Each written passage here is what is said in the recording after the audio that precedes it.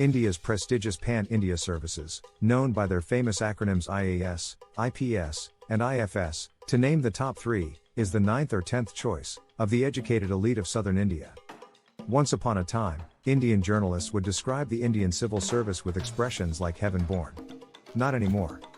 Civil service, as a job choice, has totally lost attraction in the relatively more developed South India. It never was an attraction in far western states like Gujarat or Rajasthan, which have a strong mercantile culture. Government service is not in the radar of those two states, which has provided India its top business leaders, from Ambani to Adani.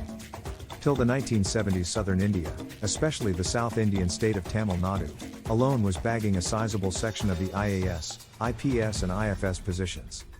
Not anymore, as civil service has simply gone out of the radar among Tamil Nadu's youth. Only first-generation families from rural areas aspire for it.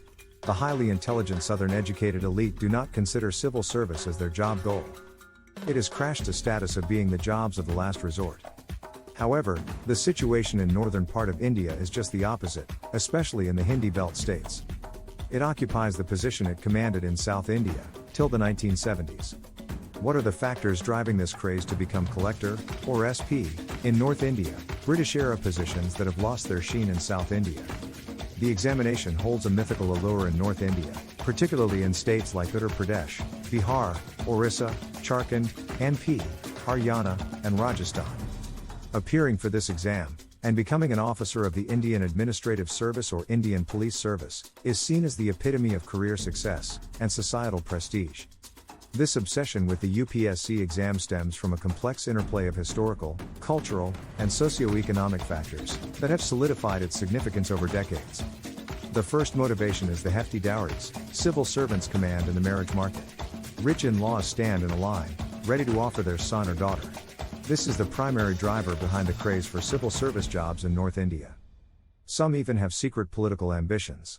Since they can interact with the political class, they aim for a good and cozy post-retirement life as governor, ambassador, MP or political leader. One of the primary drivers of the UPSC craze is the immense respect and authority that civil servants, especially IAS officers, command in India's bureaucratic system. These individuals wield considerable power in shaping and implementing policies, managing districts and state administrations, and overseeing a vast array of government functions. In a society that has traditionally revered positions of influence, the IAS is perceived as a pathway to not only a stable and lucrative career, but also a means to make a tangible impact on governance and development. Moreover, the civil services are seen as a bastion of job security, attractive remuneration, and a plethora of post-retirement benefits. As already said, a politically skilled bureaucrat can become MP, minister, governor, ambassador or even president of India, like it happened for K.R. Narayanan, who was an IFS officer.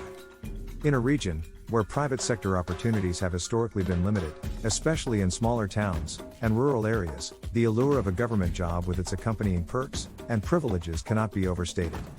The prospect of a secure and respectable livelihood, coupled with the potential for career growth and postings across the country, makes the UPSC a highly sought-after avenue for many ambitious individuals. The obsession with the UPSC is also deeply ingrained in the cultural fabric of North Indian society, where family traditions and societal expectations play a significant role. In many affluent and upper-middle-class households, particularly those with a history of civil service representation, there is an implicit expectation for at least one child to follow in the family's footsteps. Clearing the UPSC exam is seen as a means to uphold the family's social standing and prestige, perpetuating a cycle of aspirations that transcends generations. Furthermore, the coaching culture that has emerged in North Indian cities like Delhi, Allahabad, Chandigarh, and Jaipur has fueled the UPSC frenzy to unprecedented levels. These coaching institutes, which provide specialized training and guidance for UPSC aspirants, have become an industry in themselves, attracting students from across the region and even other parts of the country. The intense competition and the sheer number of aspirants have further amplified the perceived importance and prestige associated with cracking this exam. The historical context of the civil services in India also contributes to the UPSC exam in North India. During the British Raj, the Indian Civil Service was established as the elite administrative cadre responsible for governing the vast subcontinent, and was described as the steel frame of the British Raj. Post-independence, the ICS was restructured into the IAS, carrying forward the legacy and prestige of its colonial predecessor. Nehru wanted to abolish ICS, but Patel wanted to retain it. ICS became IAS and IP became IPS. The dispute between the two leaders was settled by Gandhi, who sided with Patel. This deep-rooted association with power and authority has further entrenched the UPSC's exam's allure in the collective psyche of North Indian society. Moreover, the limited availability of coveted civil services positions, relative to the staggering number of aspirants, has inadvertently heightened the competition and obsession surrounding the UPSC. With only a few thousand vacancies available annually across various services, the exam has become a grueling battleground where aspirants dedicate years of their lives to preparation, often making multiple attempts, before succeeding or eventually giving up. While the UPSC obsession cuts across socioeconomic strata, it is particularly pronounced among the affluent and upper middle class segments of North Indian society. For these individuals, the civil services represent not only a prestigious career, but also a means to maintain and elevate their social standing. The pursuit of the UPSC becomes a symbol of status and a way to solidify their place within the region's intricate social hierarchies. While there is definitely an interest in the UPSC exam in South, what makes Southern India different is the lack of intensity. Everyone wants to go abroad and earn money. There are temples for visa, called visa gods in South. The UPSC exam has simply been removed from the cultural embeddedness, as something that should be in the must of examinations, or a job that should be desired for. Self-rejection.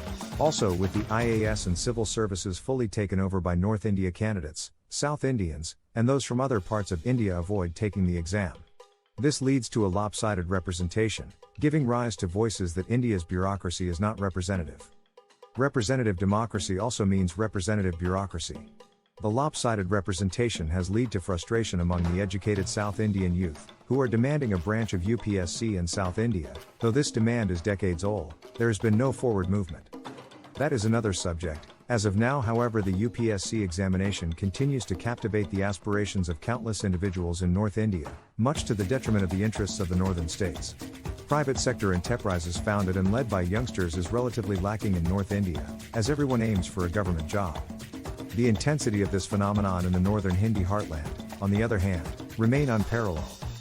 Critics argue that this singular focus on the UPSC exam has led to brain drain, with many talented individuals dedicating years of their lives to this pursuit at the expense of exploring other professional avenues.